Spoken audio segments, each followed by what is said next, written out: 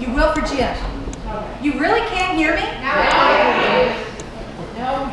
It's the same level it was a minute ago. Okay, anyway. Everyone shut down. We get underway here. So as I was saying, our museum is supported strictly by memberships, by admissions, by our gift shop sales, by donations, and by sponsorships. We have a wonderful sponsor for this evening. We have Jeff Pyle, Whitetail Properties. Recognize the sweatshirt? I got this from him. I've had this a couple years now. He brought it to Rotary for an auction item, so I got it. And the only thing wrong is my dog chewed the pocket. But, you know, that's okay. I still wear it a lot. I like it. So we certainly thank our sponsors for this. So a couple things to talk about.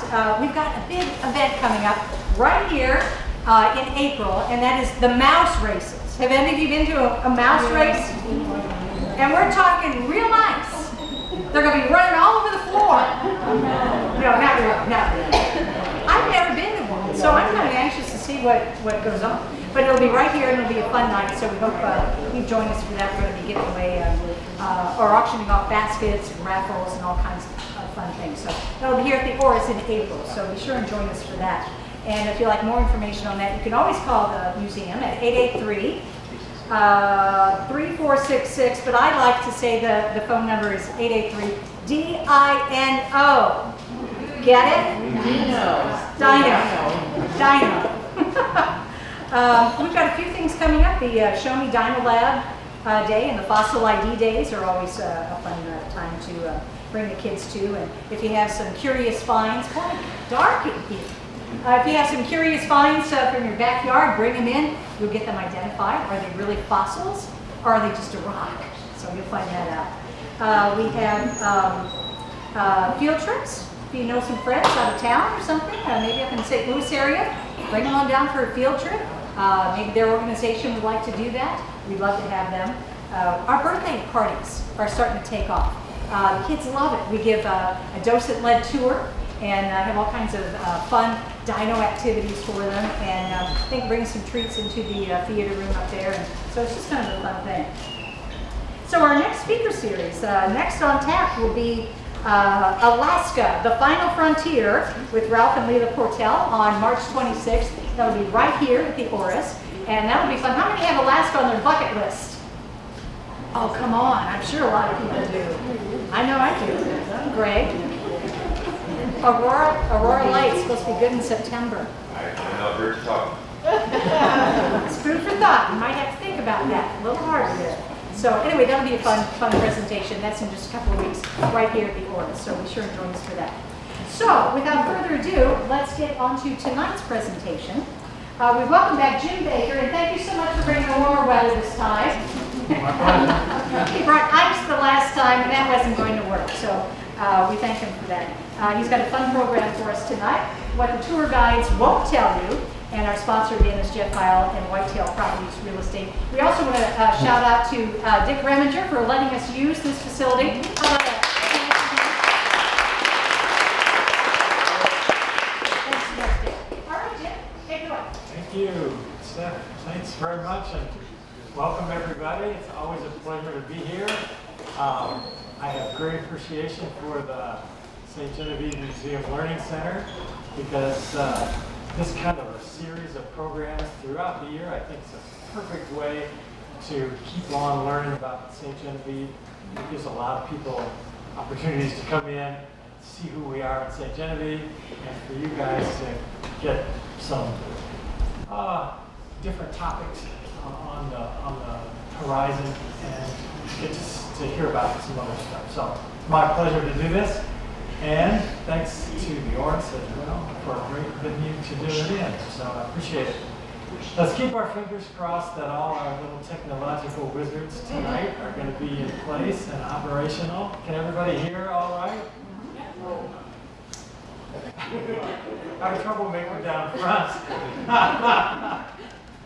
If you can't hear it, really, I'll try to pop it up. So this little talk has been around for quite a while, and it's really based on research that we started doing at the Felix Valley House. When I say decades ago, I mean decades ago. I just told somebody, he asked how long I've been here. I moved to St. Genevieve in 1983. So it's been a while. Bill Miller down there and I did a lot of research up in the courthouse those first few years. This is where the kernel of the idea of this program came to be, because you're looking at a lot of deeds in the recorder's office. And I don't know if you've all read a deed from the 1800s, but it's fairly dry and straightforward and not a lot of excitement. But every once in a while, you will be amazed at what someone chose to record in the recorder's office in St. Genevieve County back in the early 1800s. So those little tidbits are what got us interested. This is not your standard.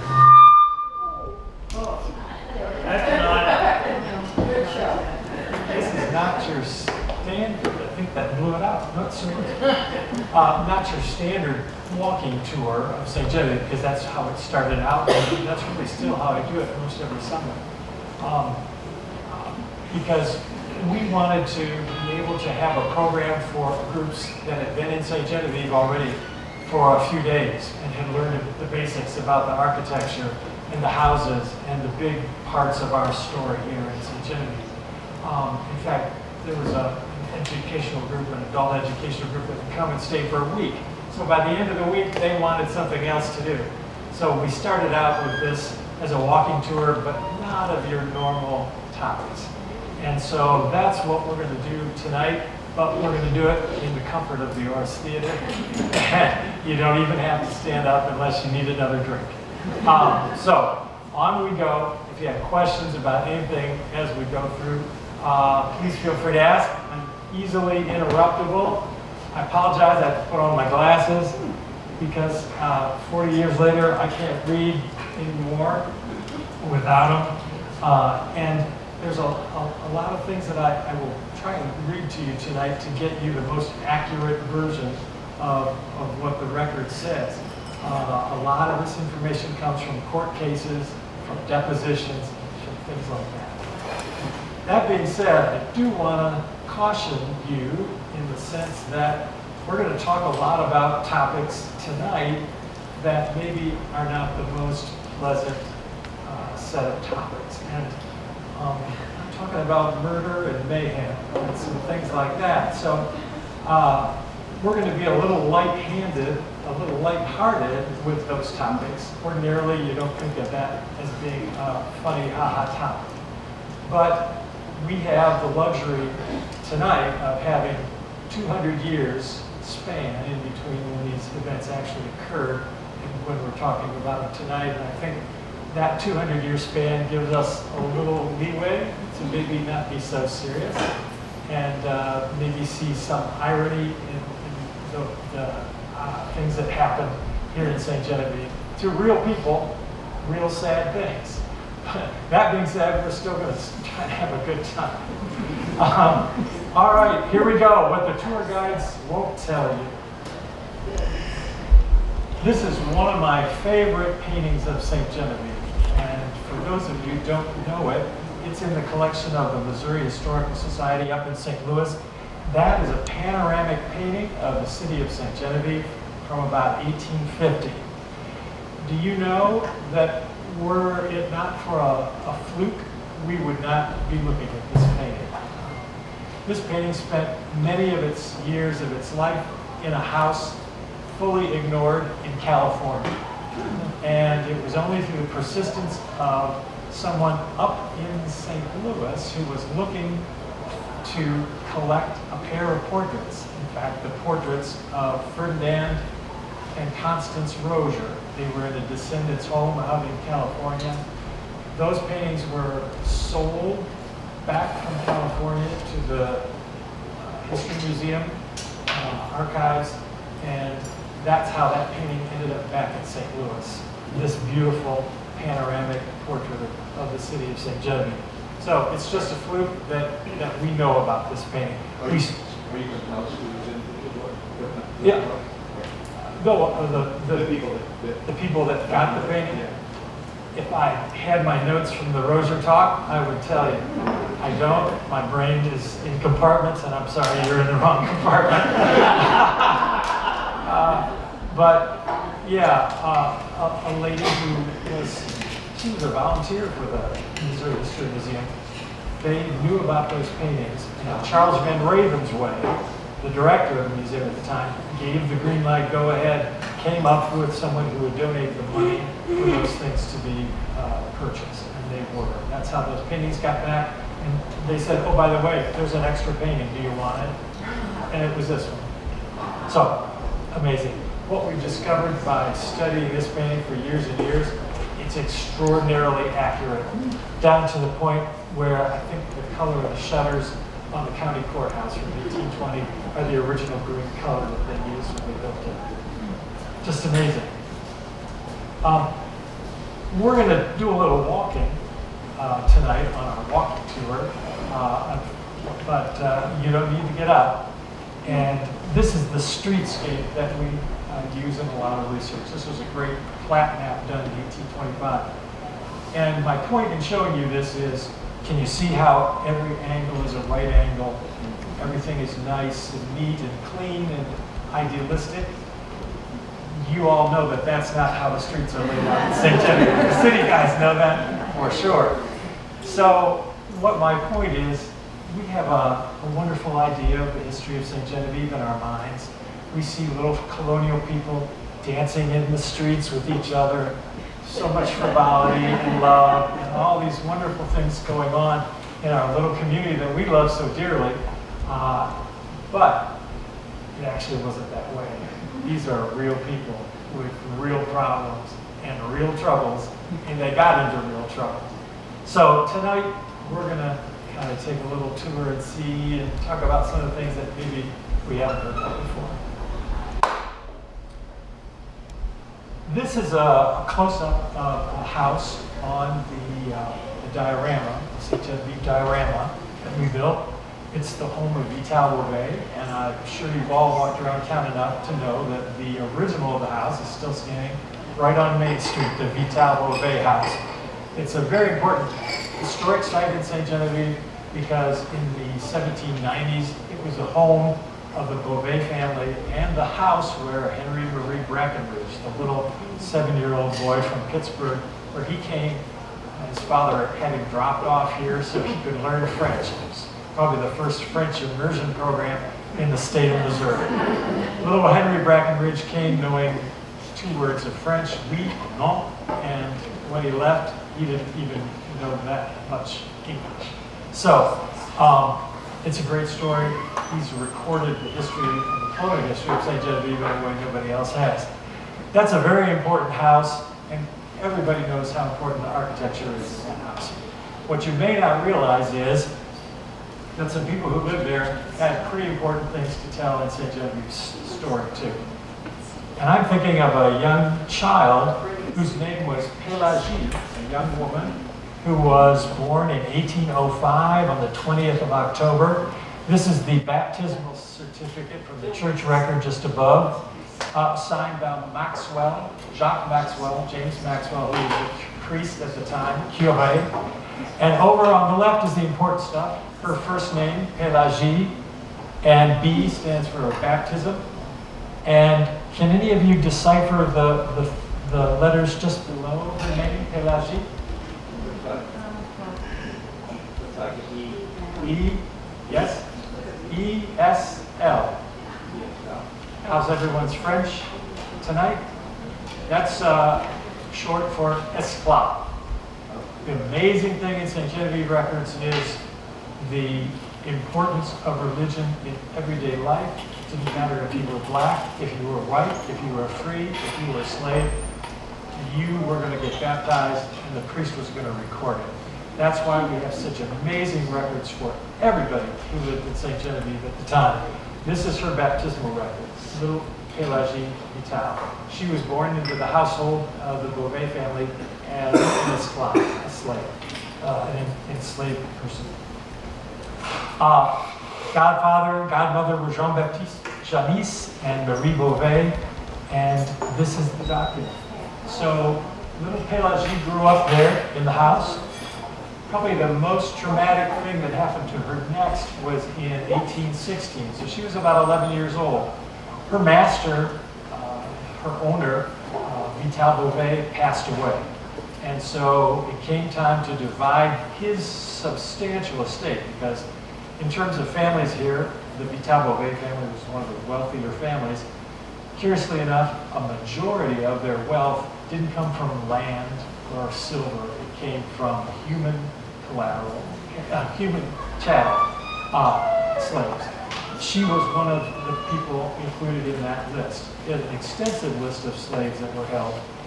And to divide up the estate, it was done in the very old traditional French way, according to something called the Coutume de Paris, which was a set of documents that governed just about all legal life for the average French person. They made an estate inventory of all those people, and to divide up the estate, half of that estate went to the surviving widow, Madame Beauvais, and the other half divided between her children. This is the list of the mulatto and Negro slaves that Madame Beauvais ended up with, and you see at the very bottom of the list, little Pélagie, age 11. The next probably very big event in her life was in 1831. And Pélagie gave birth to her first son, whose name was Joseph Antoine Félix. He was born on January 7th in 1831. Very shortly after that, about 6 months later, Pélagie is emancipated, which is probably the most significant event of her life.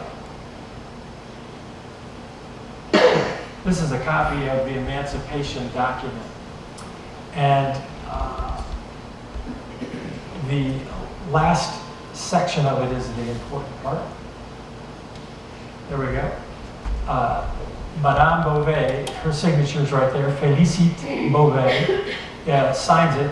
It's hereby releasing the said Pélagie and Felix from all bondage and services. It's dated June 11th, 1832. So that's a very big deal. And the fact that that document survives is also quite a very big deal. So that made an extraordinary change in Pélagie's life. Now she is what's considered a free black woman, a free black person. She's no longer a slave, but she's living in St. Genevieve. She's on her own. And that's when her troubles really, truly begin with some legal things. In 1840, on February 11th, Jacob Yaley was ordered to appear before a justice of the peace to give testimony regarding a complaint against one Francis Cromer for throwing rocks at the dwelling house and assaulting one Pélagie Vital in the county of St. Genevieve. So they actually filed charges against him for assaulting her. But then the real interesting one comes just a little bit later, in January 1st of 1841. This is a charge against a gentleman named Charles, who was a black slave that belonged to Bertel de Rocher. And Pélagie claims that he violently assaulted, beat, wounded, and ill-treated her, the said Pélagie, in her own dwelling house on the first day of January 1841. Those are pretty remarkable things. And if you dissect that a little bit, there were very, very few free black women in the state of Missouri at the time who could say they were in their own dwelling house. That's a really remarkable thing. This was a remarkably strong woman. We know just a sliver about her life, but it's an amazing thing. The thing I want to take the time to read to you tonight is actually the verdict of the trial. I'm going to go ahead. This is the first charge, and then this is the one for throwing rocks at her house. And then the second one is, those are the charges against Charles, the slave of Bertel de Rocher.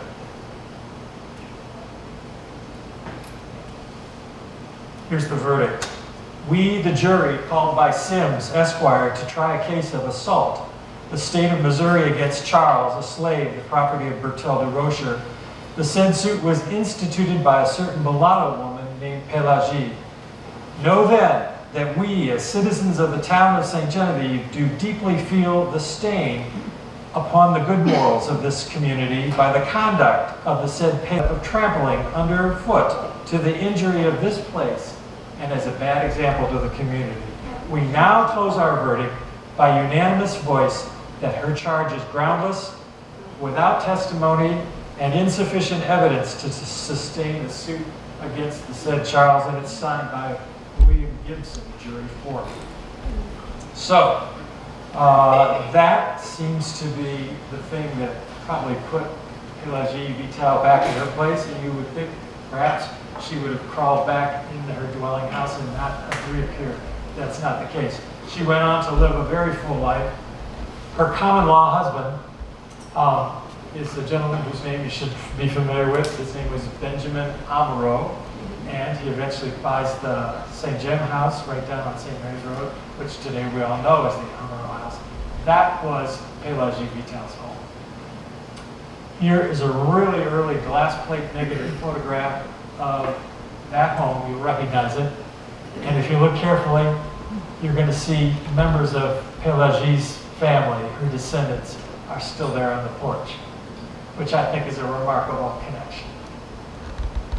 I want to tell you one more part about her story, and that's today that she has not been forgotten at all. And a gentleman who you all know, probably some of you know, is Don Strand from California, who is a descendant of her, who is financing himself a documentary film to document the life and meaning of the life of Pelagie Vital. And it's coming into fruition. Last fall, I had a chance to work with the crew, the film crew that was here in St. Louis and here in St. Genevieve doing filming. They actually wanted to film the original documents that I've just shown you.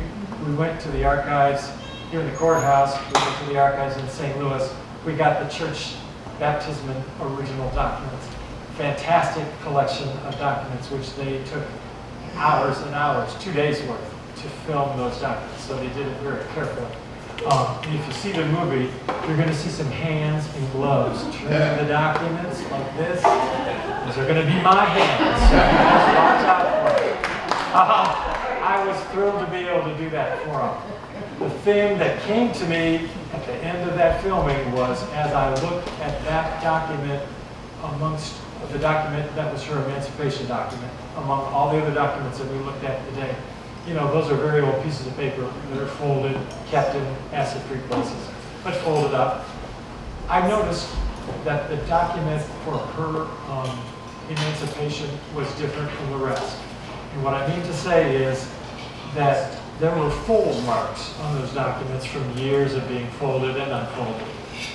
The document that was for her emancipation in 1832, the fold marks were much closer together. And by that, we can determine that the document, when it was folded up and in use, was much smaller. And in fact, in my mind, it's small enough to fit into your pocket, close to your person. What I think we were seeing evidence of is the fact that that document was so important to Pelagie and her life that she kept it as close to her as she could for as many years as she felt she needed to. And that would have been way through the time of the Civil War, maybe even later here. So it just shows me how documents can make an amazing connection between people today and what people were feeling back in 1832. So that is the story of Pelagie Vital. Yes? Where's she buried? She is out in the cemetery, Valley Springs Cemetery. Yep.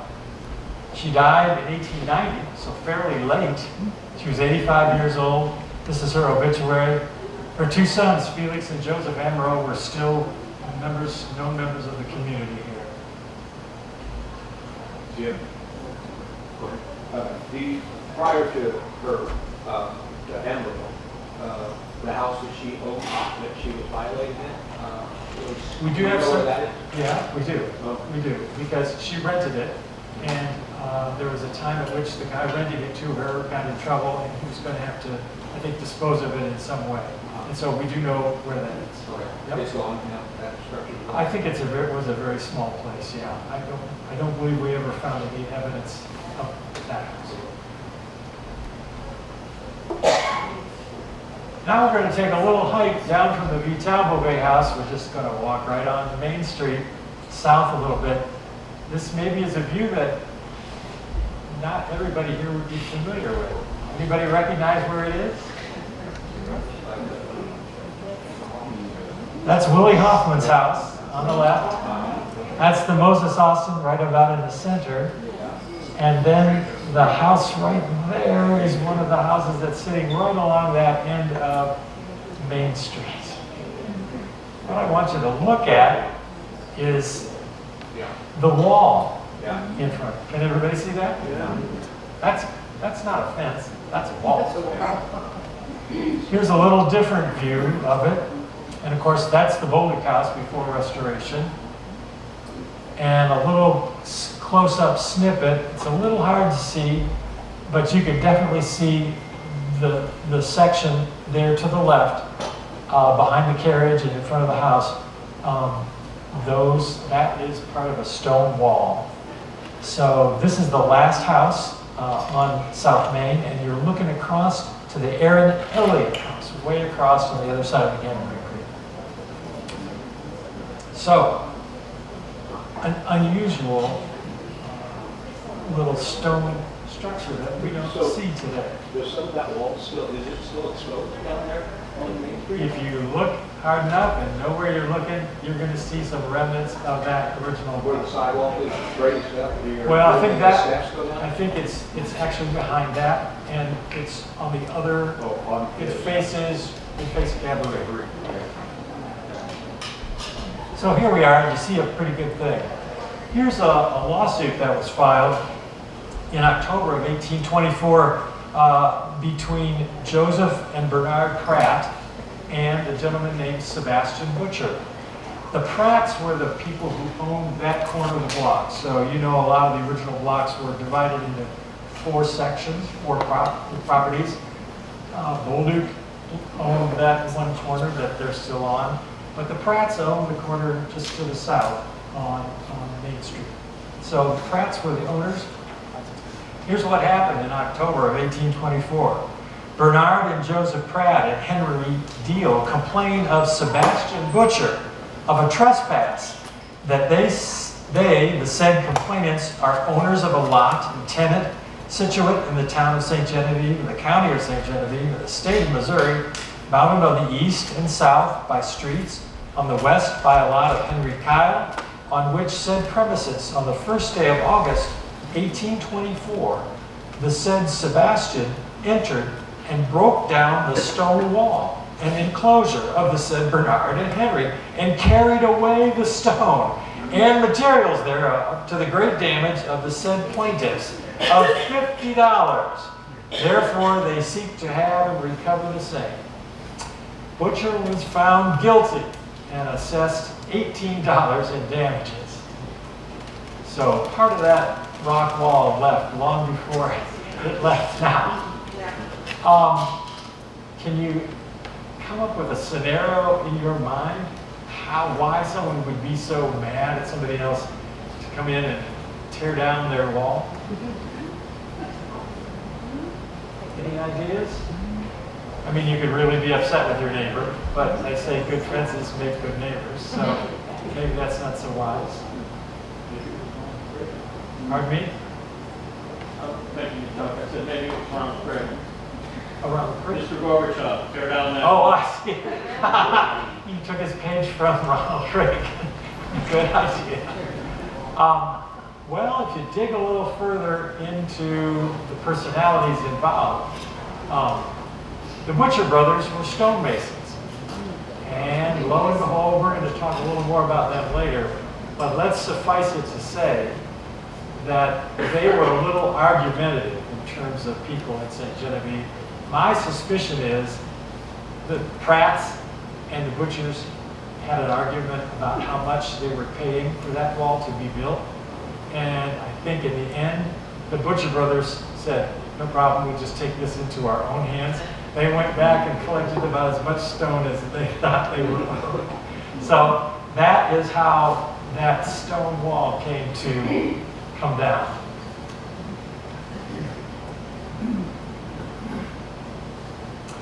Now, if you're looking at that stone wall and you make a 180-degree turn and turn yourself around and look across to the other side of South Main Street, do you have any idea what building you're looking at? The Silversmith's house, right? The Antoine O'Neill house. Y'all remember which one I'm talking about? Yeah. Antoine O'Neill. So, here is the story of a theft.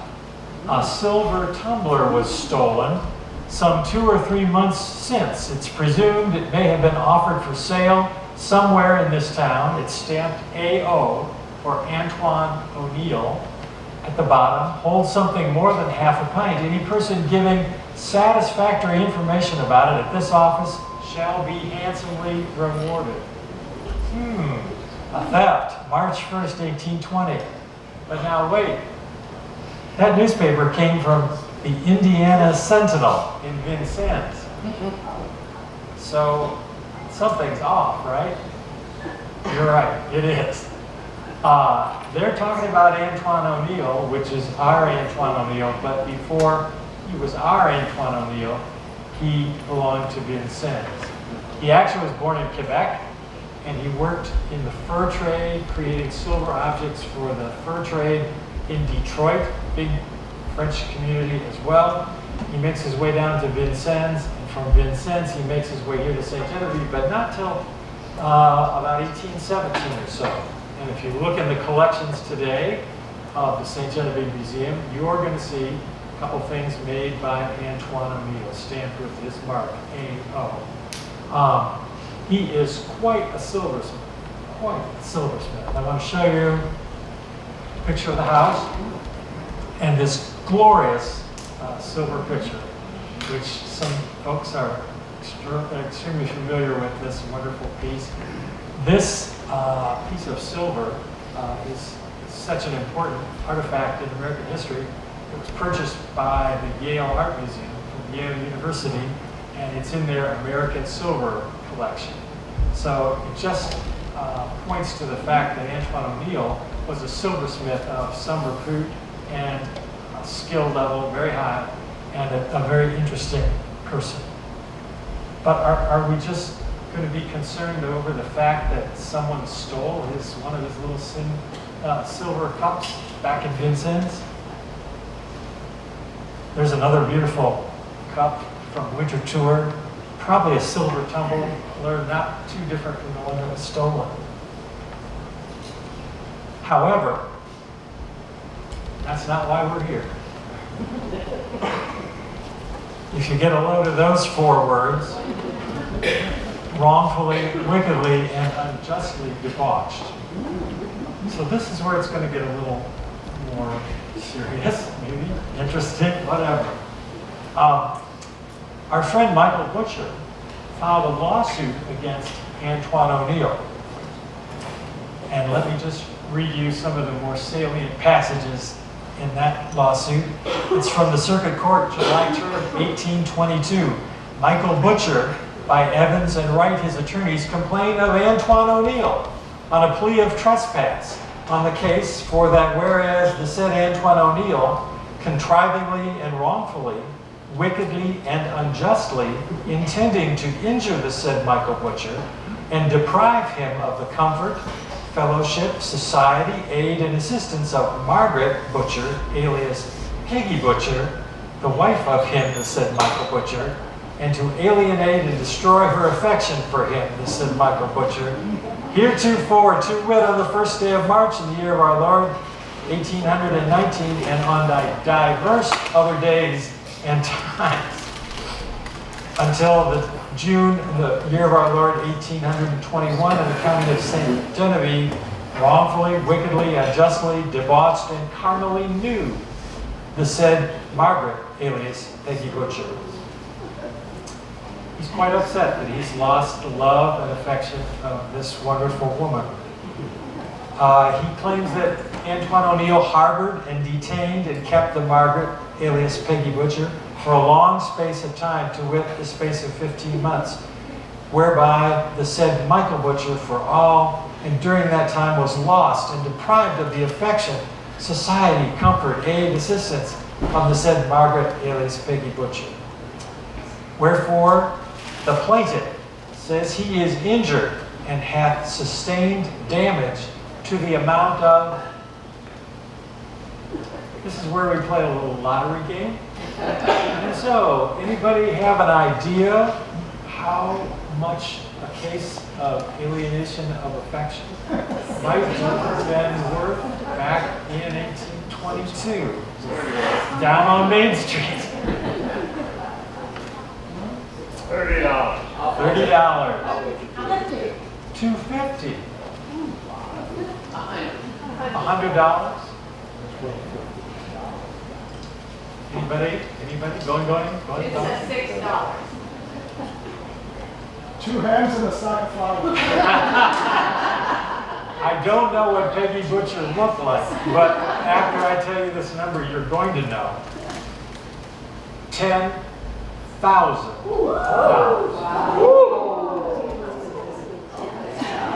So I'm relatively sure that he didn't get $10,000.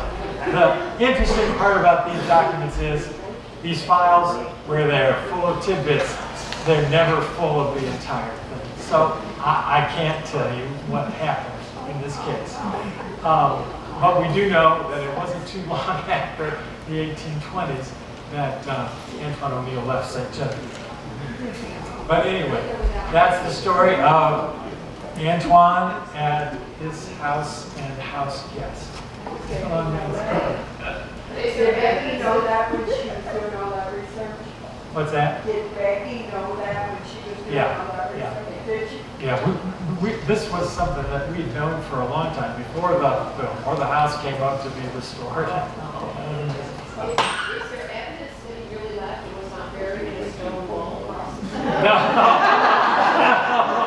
But it might worth carrying out checks. That's true. She wondered if anyone knew if he had left actually St. Genevieve, or perhaps he could be buried in a stone wall across the street. Anyway, there we go. Beautiful silver work, beautiful craftsmanship. You know, to think that we had that kind of craftsmanship operation. Oh gosh, look at this gentleman, and what a gentleman he is. You don't see many miniature portraits of people who lived in St. Genevieve at the time, from the 18-teens, 20s. Good-looking guy, well-dressed. People did not get their miniature portraits painted unless they were of substantial financial ability, probably social ability as well. His name was John Smith, but he also included the letter T at the end of his name to distinguish him between the other John Smiths that were running around at the time. And we make a joke about it today, but I think even at that time there were a lot of John Smiths. He was born in Virginia about 1771. He lived in Tennessee for a while, hence how he decided to add the T to his name to distinguish himself. He moved to Missouri about 1800. His principal idea was to operate lead mines. And I think we kind of neglect in that real early period, at the time of the Louisiana Purchase, how very important lead mining was, what a big industry it was, and what a commercial product, how important that commercial product was, not just here, not just in the United States, but really all over. Lead was a very important commodity. So that was his idea. The guy who he didn't like here in St. Genevieve, Moses Austin. They were not happy with each other. The quote that I have on the screen is from a letter that he wrote. When a government comes to oppress its subjects, they have the right to abolish it and establish of their own free will. He sounds like he could have been one of the founding fathers of our country. That whole idea of overthrowing bad government.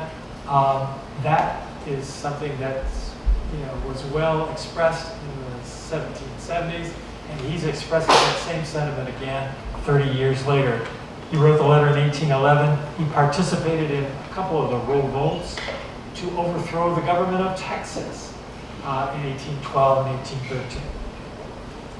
So, we're kind of thinking of this guy as a pretty stand-up fellow and somebody who has goodwill.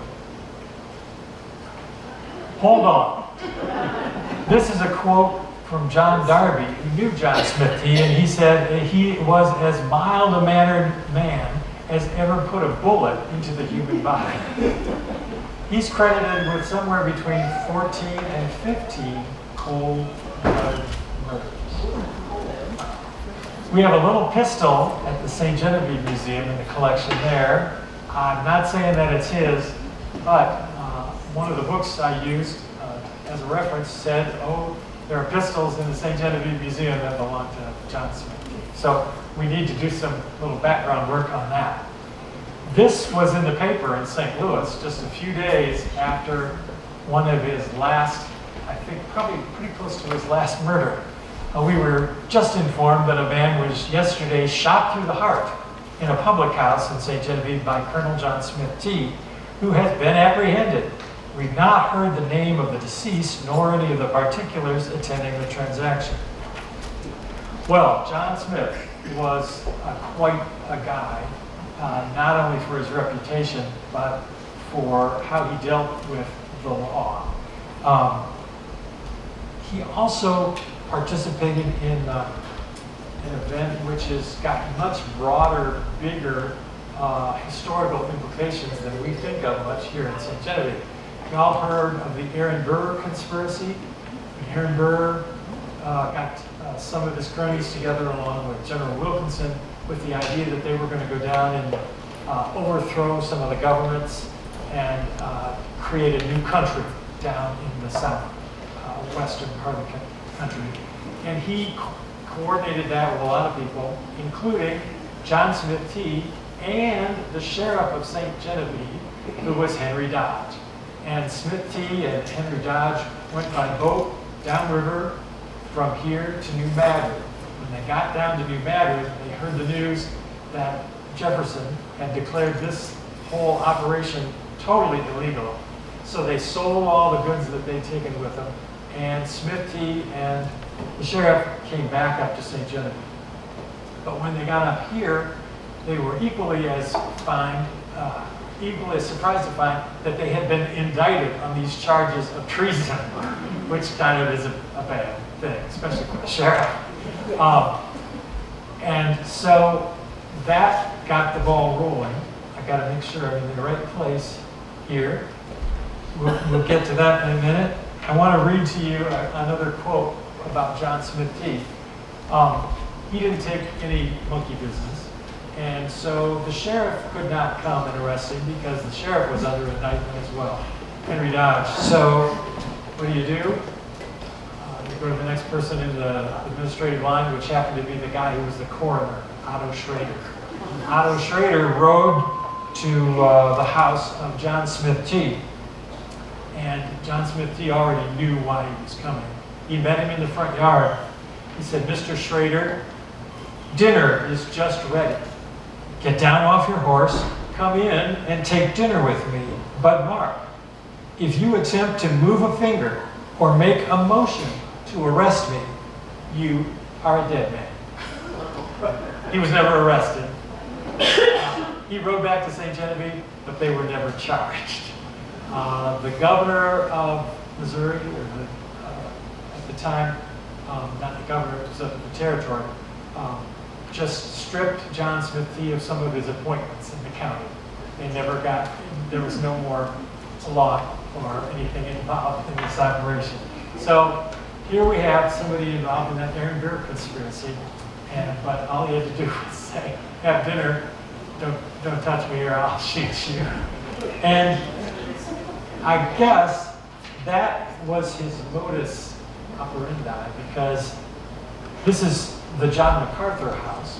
It's, of course, Willie Hoffman's house that's been restored and now beautiful up on the hill. John MacArthur had a tavern in there, and in September of 1830, that's when John Smith Dee did his final shooting. And the reason we know a lot about it is because they wrote a lot about this one. On September 29th, 1830, John MacArthur sent a note and a bill to the county of St. Genevieve, and he charged them for these things: to furnishing, eating, candles, liquor, etc. at the wake of Samuel S. Ball, who was killed by John Smith Dee at my house on the 27th of September of the same year, and also to the guard who kept him in my house, $5. 2 sheets furnished for the burial of the corpse, $3. To the use, trouble, and injury of my business in my house, $50. So Samuel Ball, yes, indeed did get shot in John MacArthur's house. There were no witnesses except that Mrs. MacArthur happened to be in the next room when she heard the shot ring out. She came running back into the room. John Smith Dee is there in the room. Samuel Ball is dead on the floor with a bullet through the heart. So they put 2 and 2 together and figured probably John Smith Dee had something to do with this. There were a couple other bills which we found kind of fascinating because I don't know that you'd see this today. To the county due to Joseph Butler.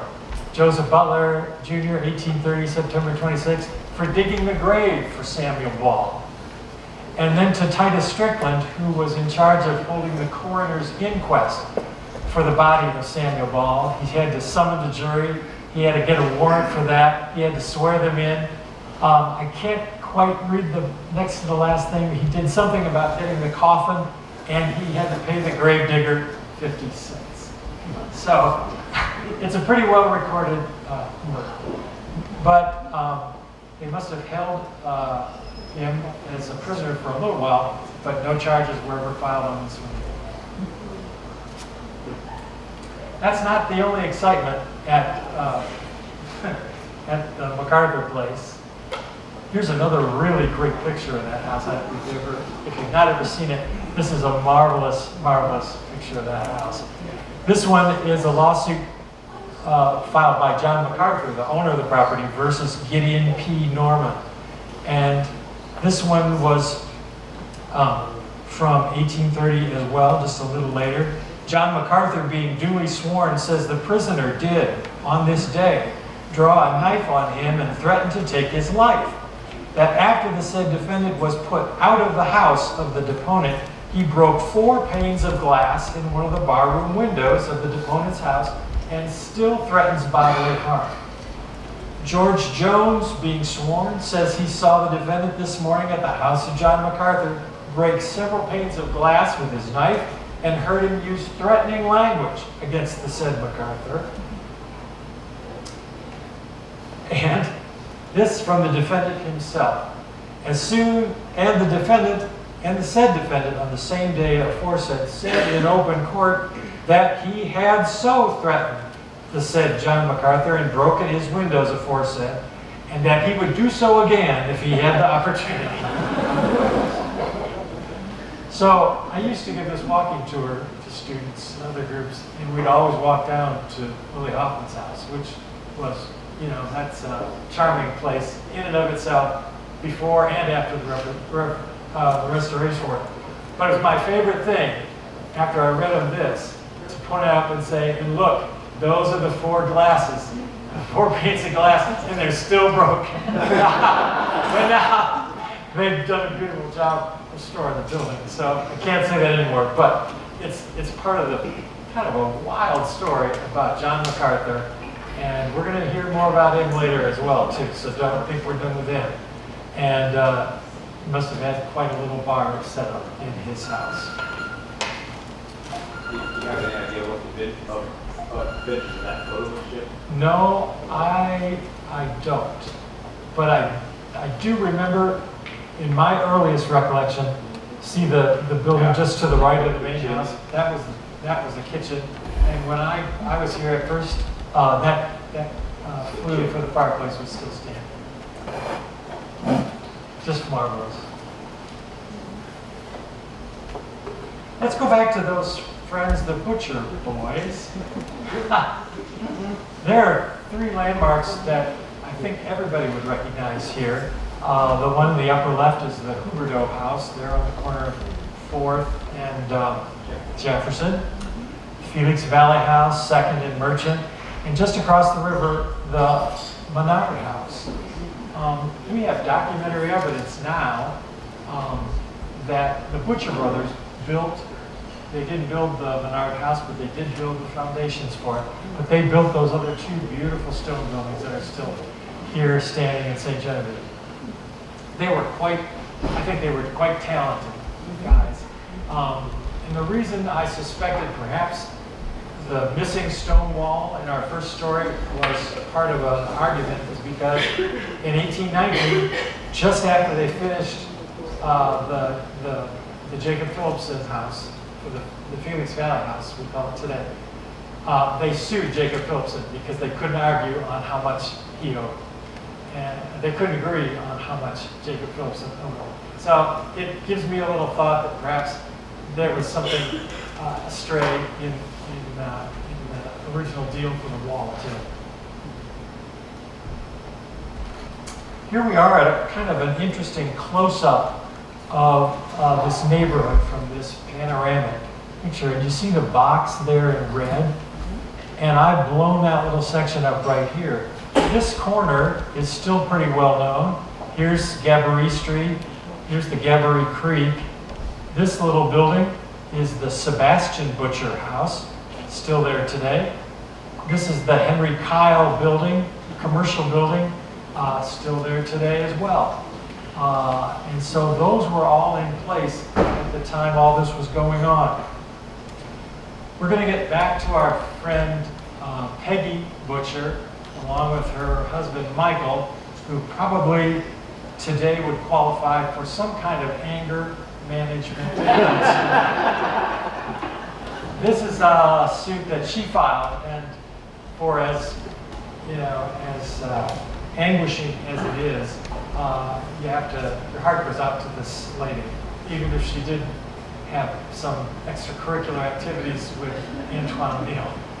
To the Honorable, the Judge of the Circuit Court in for the County of St. Genevieve, the petition of Margaret Butcher by Thomas Oliver, her next friend, respectfully showeth that your petitioner was several years since married to one Michael Butcher in the county of Cape Girardeau, agreeable to the laws of this territory, that she has ever since resided in said territory, and for more than 12 months past in the county of St. Genevieve, that from time to time of her intermarriage with the said Michael Butcher, she continued to live with him and perform and discharge the duties of a constant, faithful, and affectionate wife, and that their said union was blessed with 3 children.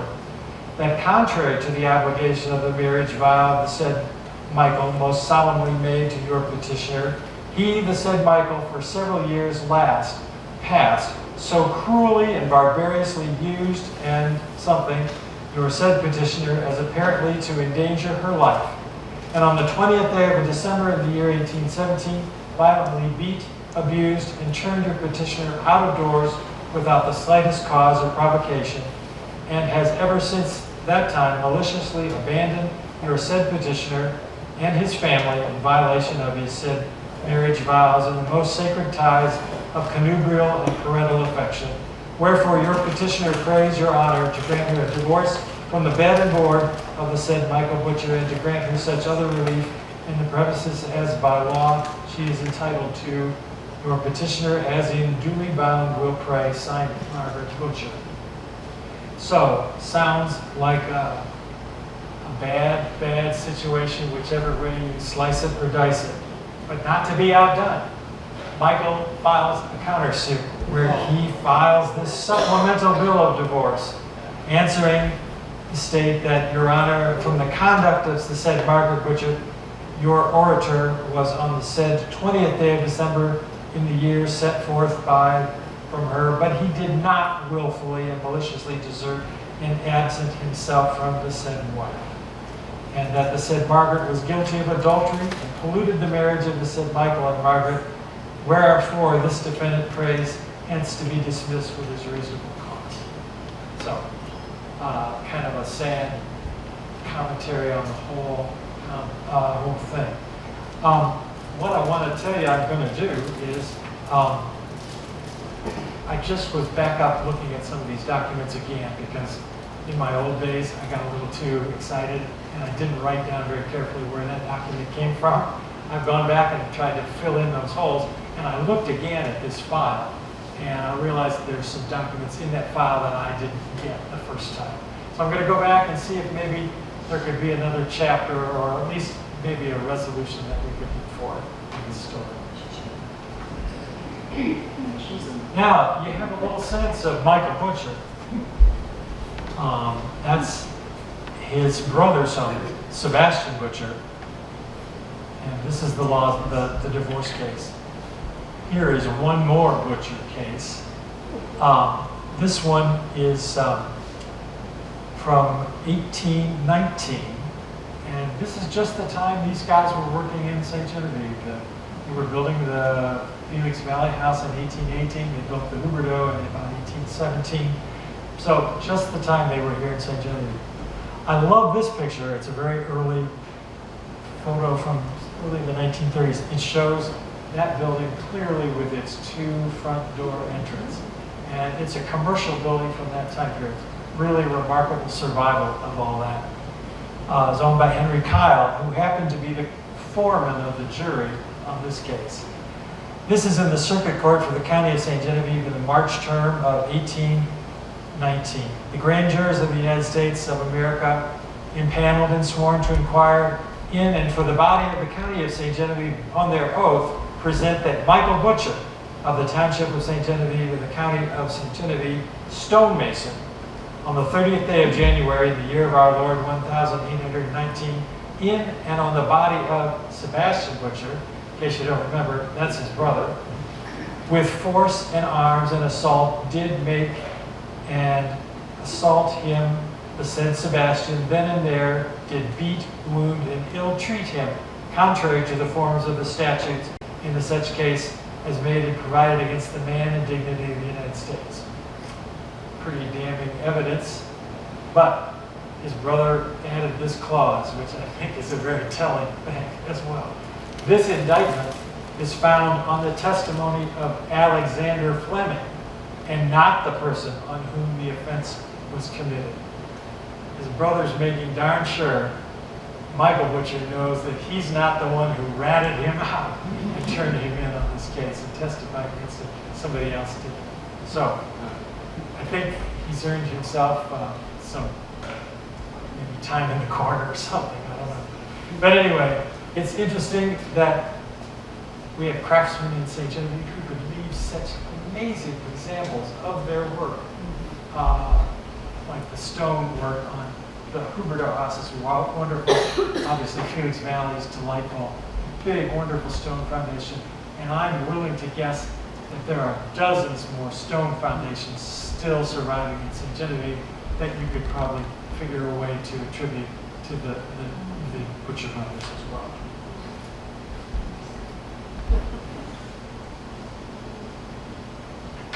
Here's a letter that I came across years and years ago, which I thought was fascinating.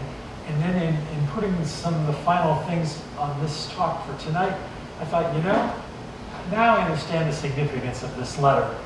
It's from the settlers at Bellevue, which is in the county. It's west of here. This letter is actually from 1804. You guys remember what's happening in 1804? This is just now becoming part of Louisiana territory purchase. And who gets appointed at that point to become the new commandant to take over for his deceased brother? Jean-Baptiste Vallet. So Jean-Baptiste is now in charge, and he receives this letter from the settlers at Bellevue. Now, these are Americans that are over there. The French people here in St. Genevieve, they're just getting their feet wet with thinking, oh, this is how this new American system of government works. If we don't like something, we can say something about it and do something about it. These folks in Bellevue, they were they were right out of the starting gate in knowing what their American rights were. And the letter's fantastic. It's about 3 pages. But the part that I think is the most interesting is this. Down in the area I've blown up, it says, "Nor do we intend to submit to the unjust representation of a Saint-Domingue refugee and an unprincipled Irishman whom we have given." They're complaining about the guys who are going to represent them. You know who the Saint-Domingue refugees are? There were 3 brothers here in St. Genevieve, St. Louis, who went on to do big things. The DeMund brothers. There were a lot of refugees from the slave rebellion in Saint-Domingue at the time who came to the United States. They came to places like Philadelphia to start, but then little by little, those figures made their way out into here. And you know who I mean. They found the French culture of St. Genevieve attractive enough that they left this big city, Philadelphia, to get out here again and be with French-speaking people. The DeMund brothers did it here in St. Louis. Now, who is the unprincipled Irishman? None other than our friend Father Jacques Maxwell, the Irish priest here at the Catholic Church. This is just the beginning of territorial politics. After the Louisiana Purchase, the factions were lining up against each other, the Americans, the French who were here wanting their land claims settled, the Americans who wanted this. That was just the beginning of politics at that time. And so that's who they're talking about. The DeMunds, those refugees from Saint-Domingue, and Jacques Maxwell. Jacques Maxwell, incidentally, briefly served as the president of the Territorial Council. That was the governing body in Upper Louisiana at the time. So, a lot going on that affected St. Genevieve. Auguste DeMund, his name was actually Augustus DeMund. He was the territorial representative from St. Genevieve to the territorial legislature in St. Louis, and he was elected in 1814. There was another election again in 1816, and this time he had an opponent, John MacArthur, who we met at the tavern where John Samuel Ball got killed. John MacArthur was an American, but from Vermont, and made it all the way out here to St. Genevieve. He was here before 1812. He was a newspaper publisher and a printer, and he actually served in the territorial militia during the War of 1812. He did well here in St. Genevieve because he married Louis F. Lynn's sister, so they were brothers-in-law. He was running for this office. But, as you can imagine, there were some bad blood issues between DeMund and MacArthur over this race for the political office. And so, true to form, DeMund accused John MacArthur of being a counterfeiter. And in those days, you know, it's not a good thing today to do, so don't run out and counterfeit. But in those days, it was a real slap in the face. And the fact that MacArthur had experience with printing presses and things like that gave some credence to that idea. And it was they were very much offended by that. In fact, so bad that MacArthur challenged DeMund for a duel for saying this about him. And what could DeMund do that would be the worst thing? He did not accept the duel because he said, I can't duel him because MacArthur is not a gentleman. So that's like taking a slap and adding a slap and maybe a third slap. Those were full of insults. So this is a small town today. It was an even smaller town then. So things were not going well by the end of the summer of 1816. The situation escalated. until August 28, 1816. Here's the quote, "I'll show you whether I am a coward or not," from August 1816. Just so you get your feet on the ground and understand where we're talking about in St. Genevieve in the Historic District today, so you can use your imagination a little better and see where the characters are coming from. This is a wonderful postcard that I didn't know existed until shortly ago because of Bob Mueller. See the house where I have the arrow pointed? That's about where the law office is, right there on the corner by the old brook. And that was Marie Laporte's house. I had just seen the edge of that house in the photograph before, but there is the whole thing. You can see Leroy Werner's barbershop right at the front side. It must have been the point at which that barbershop building got built just before the Laporte house got torn down, that they existed at the same time, because it's not practical to have them, going on at the same time. There's the old brick. I can be pointing to you. Here's the old brick. Here's Marie Laporte's house. This is, of course, Market Street, running right down through there. So now I'm going to read you the deposition from August 30th that was taken for what happened. Appeared before me a justice of the peace for the county aforesaid, Job Waters Sr., after being duly sworn, according to law, deposeth and saith that on Wednesday, the 28th of August, 1816, this deponent was lying upstairs in the back room of Major John Donahue's on a bed. Let's go to where we can see that. You guys know where the old Southern is. It was in that earlier picture.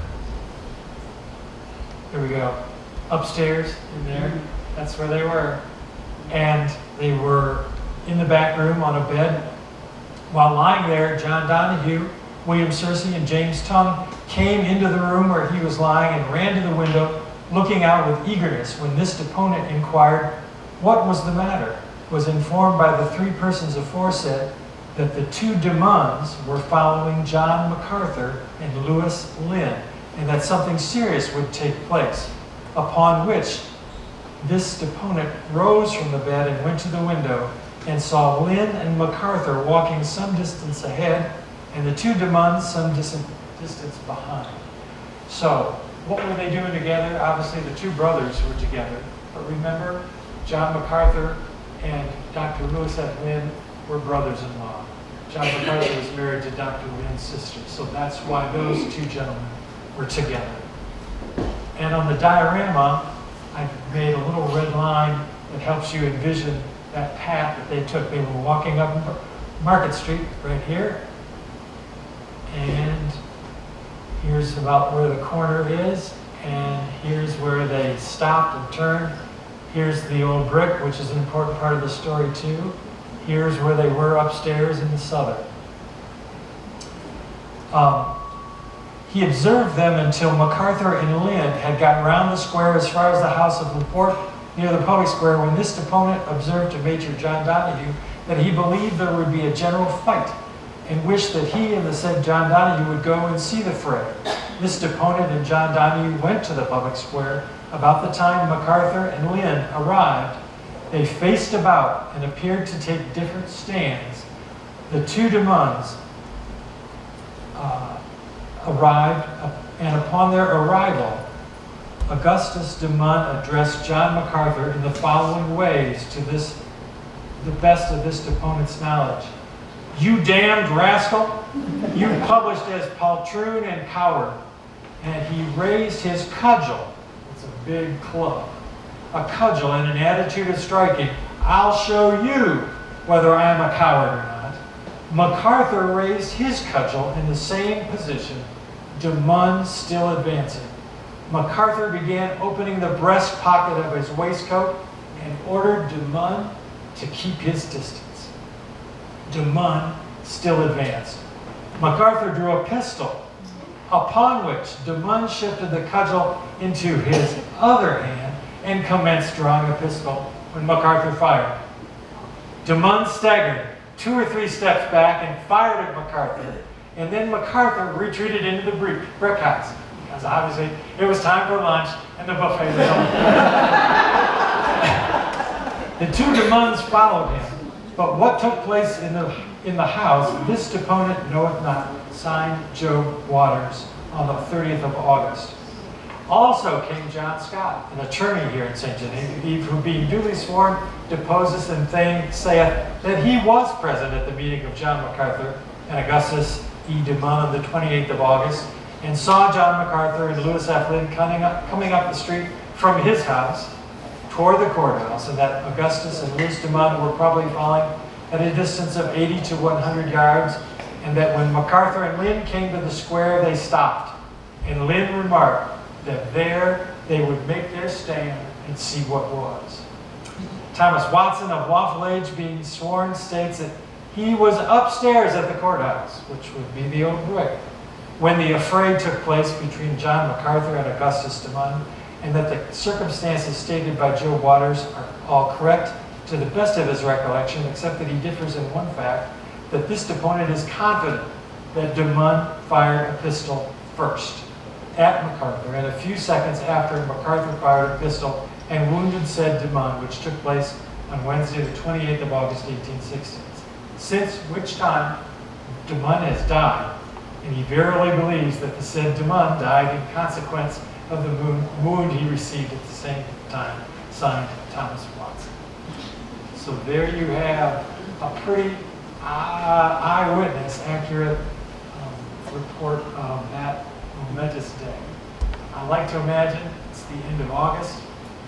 You all know what it's going to be like here in the end of August. And I would guess that maybe that hot temperature caused those tempers to flare just a little bit beyond where they needed to be.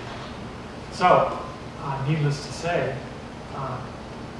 Augustus Dumont did not get reelected, but who knows how it works in those days. But John MacArthur was elected our territorial representative at the time in 1860.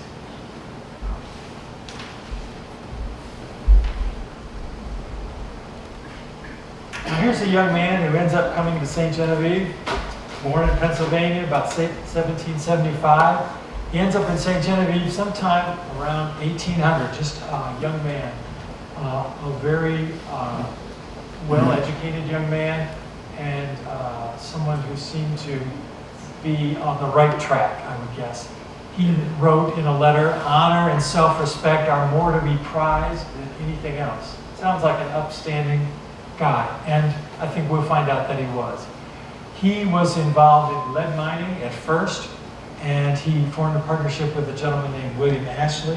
They had some early success in mining in this area, but eventually he got enough capital and he was able to buy into the partnership of the Missouri Fur Company with the Shutos from up in St. Louis.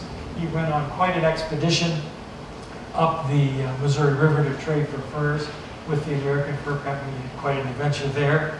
Later, those two gentlemen, Ashley and Henry, formed another company to create their own fur company. And by 1822, they sent a party up the Missouri River to a place called Three Forks, a well-known trading area. And they got in serious trouble up there. Native Americans stole their horses. They got a lot of guys killed. They just barely eked out of that with their lives. They did not make a lot of money, so when they got back here, it was kind of a financial disaster for them. But they went on to do other things. Our part of the story goes back to when he's first in St. Genevieve, and the Valet family, of course, here had kind of a hold on a lot of governmental positions. The commandants, they were well known, they were wealthy, they were prominently politically important folks in St. Genevieve. So any young man like him coming in and hoping for success probably would have tried to curry favor with the Valet family, and curry favor he did. Lo and behold, he and one of the Valet granddaughters become engaged to be married.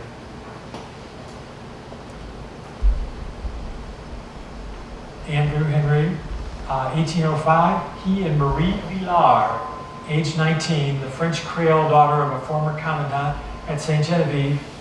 They were married, but mysteriously, the marriage lasted only 3 weeks. Boy, it's just like somebody put a red flag on that for me.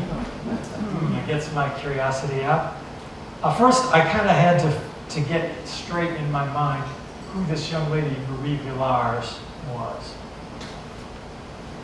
So, the valets were here, but at a certain time, the valets were not the commandants. They were the lieutenant particular, and a gentleman named Louis Villars, a Frenchman, got appointed as commandant. Influential guy. He married a daughter of Francois Valet, fairly common. She had several children by him. She actually died and was struck by lightning in 1781, strangely enough. And by 1785, Louis Villars was deceased as well. So he had a daughter, Euphrasie, born in 1779. She married John Price. Aha, the John Price old brick house. That's who John Price was.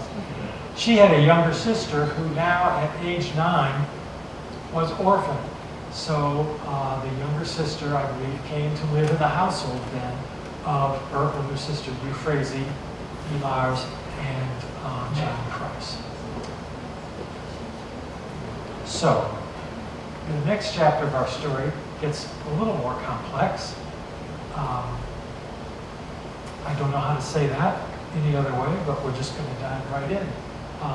This is based on research that I didn't do originally by myself, but that the gentleman who worked on this research actually spoke at one of the St. Genevieve conferences here a couple of years ago. His name is Mark Kelly. He's an attorney from St. Louis. He had the dogged pursuit to find out this story. He wanted to write a biography about Andrew Henry, and he came across this legal tale that goes along with the story. Oh, I don't want to go there yet. I'll just give you a little forethought of what's coming.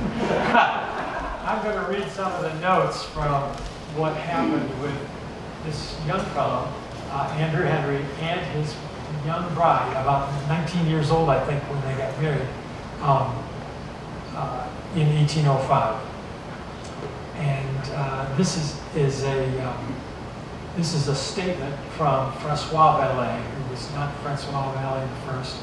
He wasn't Francois Valet the second, but they just kept recycling Francois Valet names. So he was related, but not one of the two main ones.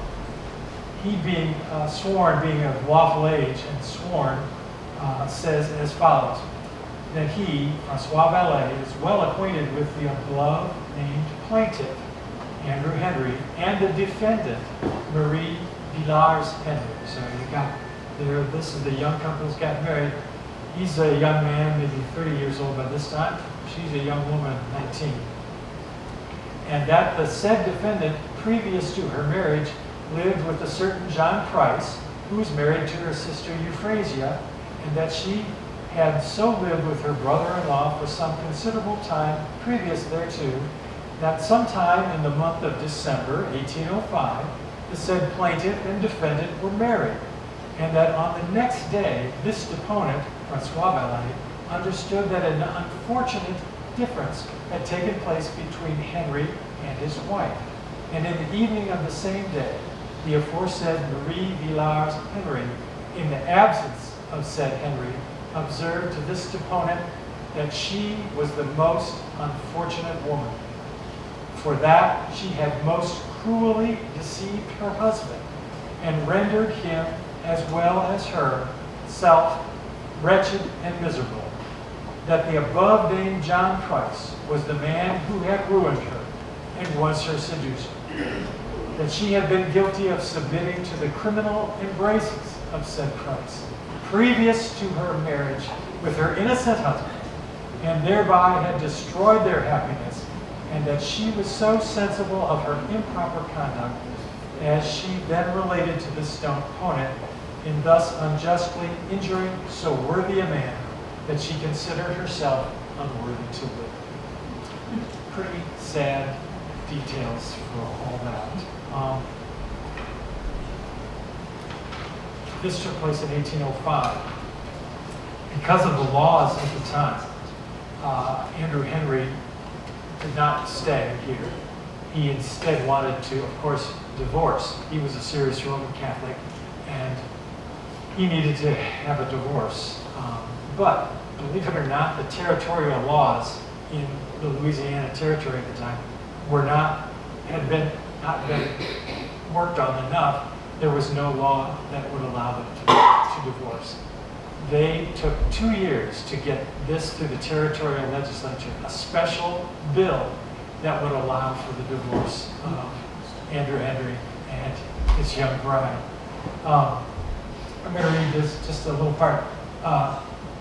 Marie now is living, not with John Price anymore, thank goodness, but she's now living with her other brother-in-law, Camille de Lessus de Luzière, who had married her other sister, Mathilde, and they were taking care of the young girl.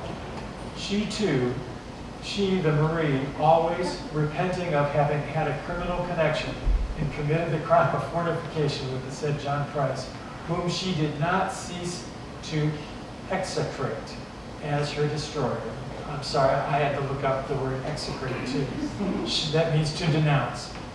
She did not stop denouncing him or accusing him as her destroyer.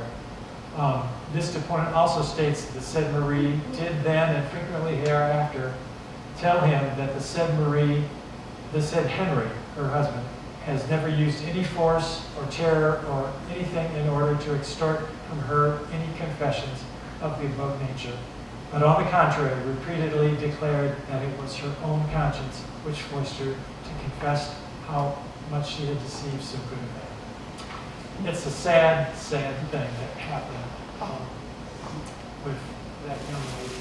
I think from such a remarkable, big, important family in St. Genevieve, but that is what happened. Their divorce was final finally on August the 20th, 1907. Okay. What happened to her? She stayed right here in St. Genevieve, never married. She stayed right here in St. Genevieve. Okay. This looks a little familiar. You guys know who John Patterson and Abner Roberts are, don't you? Those are Americans in St. Genevieve early on, 1817. Everybody knows Mike Tyson in Evander Holyfield, right? They're in the picture. Let me tell you what happened. You guys know what happened in 1977. Let me tell you what happened in 1817. Personally appeared before the undersigned, a justice of the peace in the county aforesaid, John Donahue, being duly sworn, says, on the afternoon of this day, being the 3rd day of February 1817, he was present when an affray and fight took place between John Patterson and Abner Roberts. And in the fight, which lasted but a short time, the said Roberts, with his teeth, caught the said Patterson by the left ear, and in so, biting entirely, cut off the greater part of the said Patterson's left ear. That is to say, the rim of the ear which lies back to the head. And the said Patterson is about 37 years of age, old enough to know better, and about 5 feet 10 inches high, fair complexion, and a beard of sandy complexion and dark colored hair, signed John.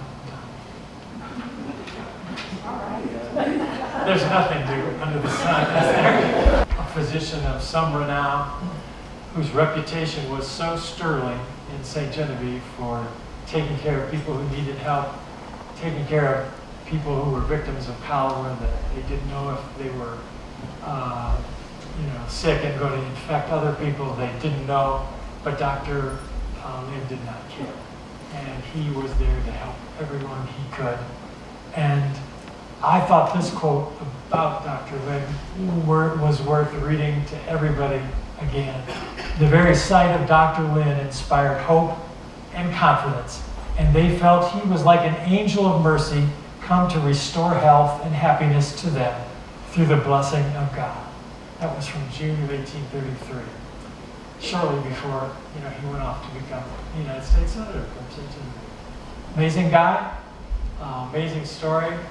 It's just one of a million amazing stories of this amazing, amazing place that we're so fortunate to be a part of. So thank you all very much tonight.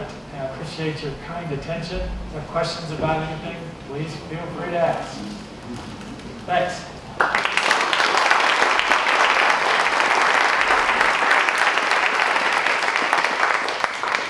Thank you so much, Jim.